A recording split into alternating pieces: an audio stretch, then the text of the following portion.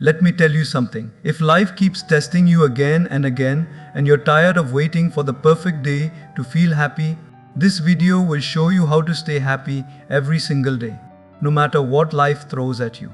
Right now, your happiness may feel dependent on situations, people, results, or timing, and when even one thing goes wrong, your mood collapses. You try to stay positive, but deep inside you feel tired, frustrated, or quietly disappointed. But there is a calm, powerful way to remain steady even when everything around you feels uncertain. If you don't learn this inner skill, life will keep controlling how you feel. Most people never learn this, and that's why their happiness comes and goes. Stay with me, because in this video, I'll share 7 powerful shifts that can help you choose happiness every day, regardless of what life brings. The first key point is this simple but uncomfortable truth. If you are waiting for life to become easy before you allow yourself to be happy, you have already postponed your happiness indefinitely. Life does not move in straight lines. It moves in one problem ends, another begins. Not because you are unlucky, but because that is how being alive works.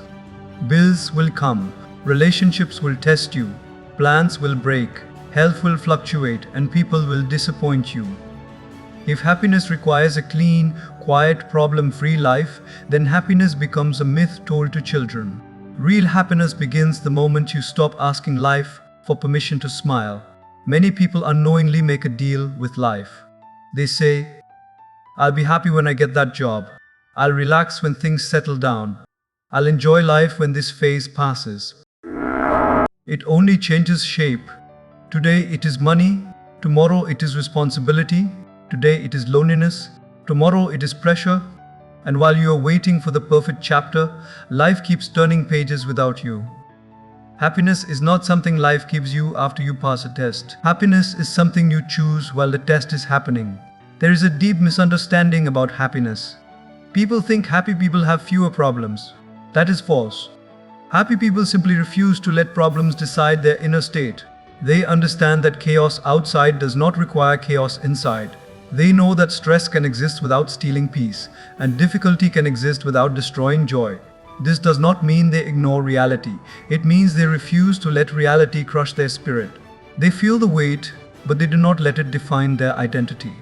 Waiting for a problem-free life also creates another silent damage.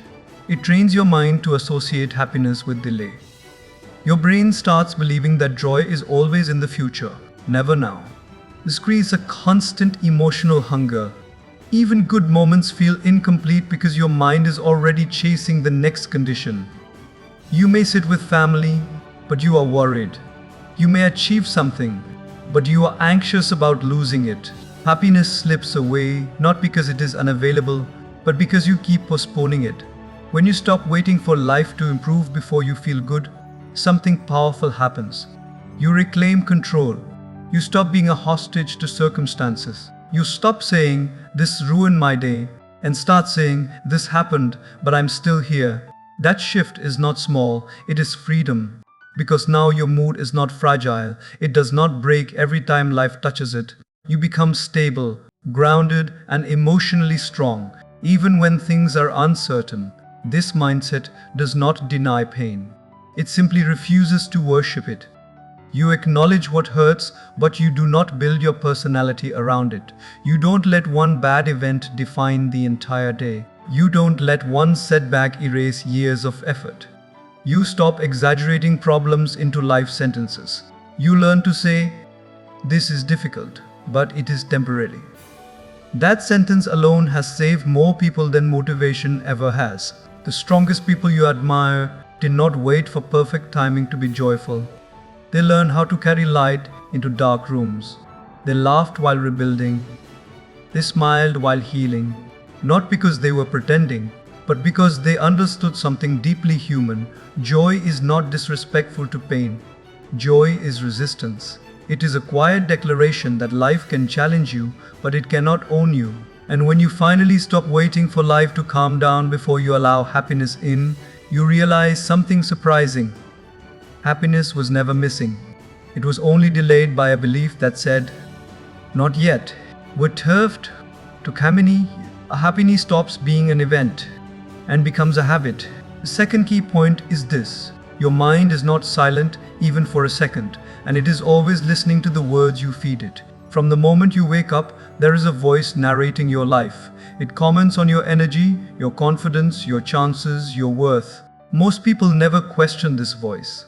They assume it is truth. But that voice is not reality. It is a habit. And whatever you repeat to yourself long enough becomes the lens through which you see everything. Notice how casually people speak to themselves. I'm so bad at this. I'm always behind. I can't catch a break. These sentences may feel harmless, even honest, but they are instructions. Your mind takes them as orders, not opinions. Bore. What's to patience that is bad? What's to afterlet? When you say you are tired of life, your mind magnifies every inconvenience. When you say you are strong, your mind starts looking for ways to prove it. The danger is not negative thoughts appearing. That happens to everyone. The danger is believing every thought deserves your loyalty. Just because a thought shows up does not mean it deserves to stay. Many people live exhausted lives not because their circumstances are unbearable, but because their inner dialogue never rests. It keeps reminding them of past failures, imaginary futures, and exaggerated fears. The body follows where the mind leads. If the mind keeps saying, "I'm drained," the body obeys. There is power in changing how you speak to yourself, but it does not start with fake positivity. It starts with honesty without cruelty. Instead of saying, "I'm useless," you say, "I'm learning." Instead of, "I always mess up," you say, "This didn't work, but I'm not done." These small shifts may sound simple, but they change the emotional climate inside you. Your mind relaxes when it feels supported, and a relaxed mind makes better decisions. Think about how you would speak to someone you care about who is struggling. You wouldn't insult them. You wouldn't remind them of every mistake. You would encourage them, ground them, remind them of their strength. Yet when it comes to yourself, you become harsh, impatient, and unforgiving. This inner aggression slowly erodes happiness. You cannot build a peaceful life with a violent inner voice. Kindness toward yourself is not weakness. It is maintenance. When you begin to speak to yourself with respect, something shifts in your behavior. You take better care of your time. You protect your energy. You stop proving your worth to people who never valued it. Self-talk becomes self-direction. Instead of pushing yourself through fear, you guide yourself through it. Instead of shaming yourself into action, you encourage progress. The mind responds better to leadership than pressure. Over time, this inner dialogue becomes your emotional home. When life shakes you, you return to it. If that home is hostile, you never truly rest. If that home is supportive, you recover faster. You don't spiral as deeply. You don't stay stuck as long. Happiness does not come from eliminating challenges. It comes from knowing that no matter what happens outside, you will not abandon yourself inside. The voice in your head will shape how heavy or light life feels. You may not control every thought, but you control which ones you repeat. And repetition is what builds belief. When you choose words that strengthen rather than weaken you, happiness stops feeling fragile. It stops depending on good days only. It becomes something steady because it is rooted in how you treat yourself when no one else is listening. The third key point is this truth that many people resist accepting. Pain will come into your life whether you invite it or not, but suffering only stays when you keep reopening the door. Pain is part of being human. It arrives through loss, rejection, failure, illness, or disappointment. It hits suddenly and honestly. Suffering, however, is different. Suffering is what happens when the mind refuses to release the pain. When the event has ended, but the replay continues. When the wound has closed, but you keep tearing it open with memory, blame, and regret. Most people confuse pain with suffering and think they are the same. They are not. Pain is a moment. Suffering is a pattern. Pain says, "This hurts." Suffering says, "This will never end." Pain belongs to the present. Suffering lives in the past or the future. It drags yesterday into today and projects today into tomorrow. That is why two people can experience the same hardship and live completely different emotional lives. One processes it and moves forward. The other builds a prison around it. The mind has a strange habit. It believes that replaying pain will somehow protect you from future pain. It thinks that if it remembers every detail, every mistake, every word, it can prevent it from happening again. But instead of protection, it creates exhaustion. You don't heal by reliving the moment. You heal by understanding it, extracting the lesson, and releasing the rest. Wisdom comes from reflection, not repetition. Suffering also grows when pain becomes personal. When you stop saying, "This happened to me," and start saying, "This happened because of me." Not everything that hurts is your fault. Not every ending is a failure. Not every rejection is a reflection of your worth. When you attach your identity to pain, you turn an experience into a definition. And living under that definition slowly shrinks your happiness, your confidence, and your courage. There is a quiet strength in allowing pain to exist without dramatizing it. This does not mean suppressing emotion or pretending you are fine. It means feeling fully without exaggerating, crying when you need to cry, sitting with discomfort without turning it into a story about your entire life, saying, "This is painful," instead of, "My life is painful." That small shift changes everything. One acknowledges an experience, the other creates a permanent state. Many people suffer longer than necessary because they confuse letting go with losing. They think releasing pain means saying what happened was acceptable. It does not. Letting go simply means you refuse to carry what no longer serves your growth. You can acknowledge injustice without letting it poison your future. You can remember without reopening. You can honor what hurt you without allowing it to shape who you become. Pain asks you to slow down, to reflect, to grow. Suffering demands you stay stuck. Pain can make you wiser. Suffering only makes you tired. When you learn to separate the two, happiness becomes possible even in difficult seasons. You stop fearing pain because you trust yourself not to suffer endlessly. You know that whatever happens, you will feel it, learn from it, and then choose to move forward without dragging the weight into every tomorrow. The fourth key point is this often misunderstood idea. Gratitude is not a polite habit you practice when life is comfortable. It is a powerful inner skill you use when life is difficult. Many people think gratitude means ignoring problems and pretending everything is fine. That is not gratitude, that is denial.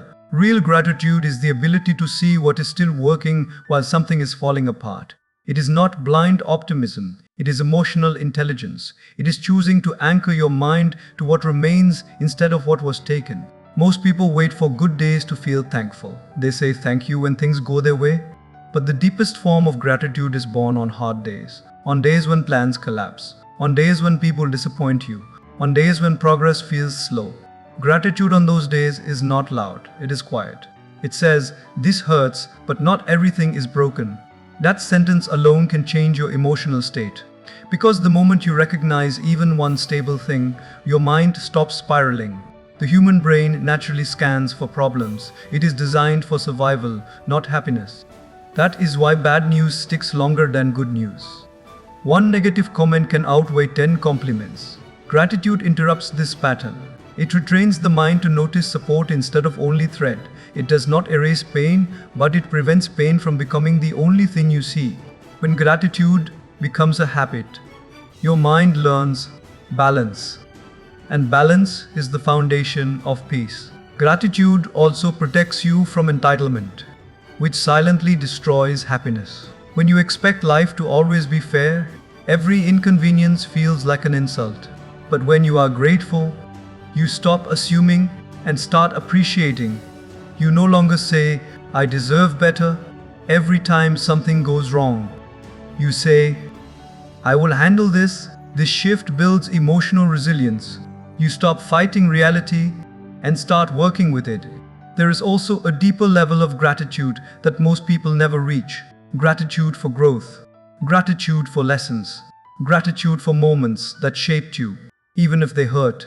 This does not mean you are thankful for pain itself. It means you are thankful for the strength you developed because of it. When you can look at a difficult chapter and say, "This made me wiser," you take back your power. The experience no longer controls you. You control the meaning. Gratitude changes how you carry yourself. Your posture shifts, your tone softens, your reactions slow down. You become less reactive and more reflective. You stop comparing your life to others because you are grounded in your own journey. Comparison disappears when appreciation is present. You no longer feel behind. You feel aware. And awareness creates calm. Practicing gratitude does not require long lists or perfect mornings. It can be as simple as noticing one good thing before reacting to a bad one breath before complaining, one moment of recognition before frustration. These small pauses create emotional space. In that space, happiness grows naturally, not loud happiness, not temporary excitement, but steady, grounded happiness that does not collapse the moment life becomes uncomfortable.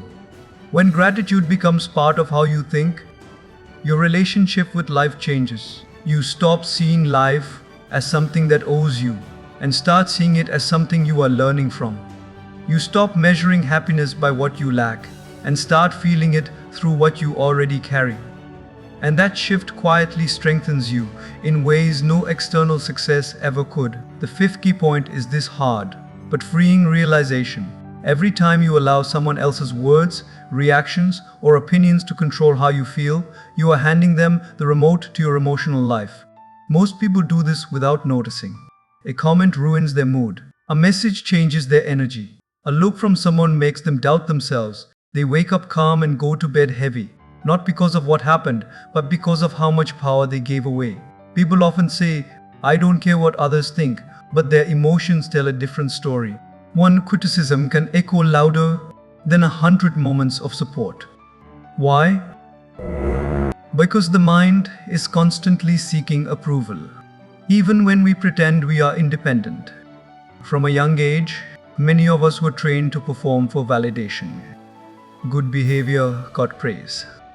Mistakes brought silence or judgment.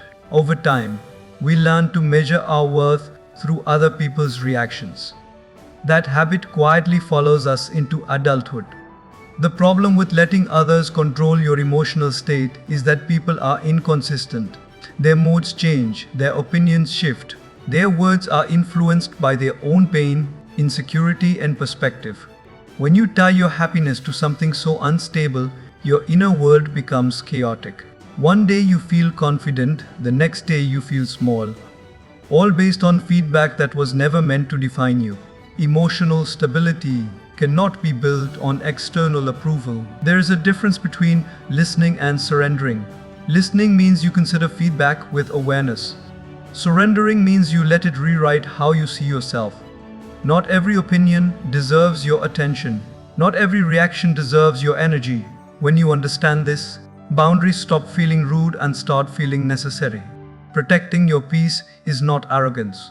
It is self-respect. Many people stay emotionally drained because they try to be understood by everyone. They explain themselves repeatedly. They justify their choices. They chase acceptance from people who have already decided not to give it. This is exhausting. The moment you stop trying to convince others of your value, you begin to feel lighter. You realize that your worth does not increase when someone agrees with you, and it does not decrease when they don't. Taking back control of your emotional remote does not mean becoming cold or disconnected. It means becoming grounded. You still feel, you still care. But you no longer collapse under every opinion. You choose your responses instead of reacting automatically. You pause. You breathe. You ask yourself, is this worth my peace? That pause is power. When you stop giving people authority over your emotions, you begin to live from the inside out instead of the outside in. Your mood is guided by your values, not reactions. 2. Confidence comes from self-trust, not praise. Your happiness becomes stable because it is no longer borrowed. It is built. And the more you practice this, the less control the outside world has over your inner state, no matter how loud it becomes. The sixth key point is this uncomfortable reality. Happiness is not built by comfort, it is built by discipline.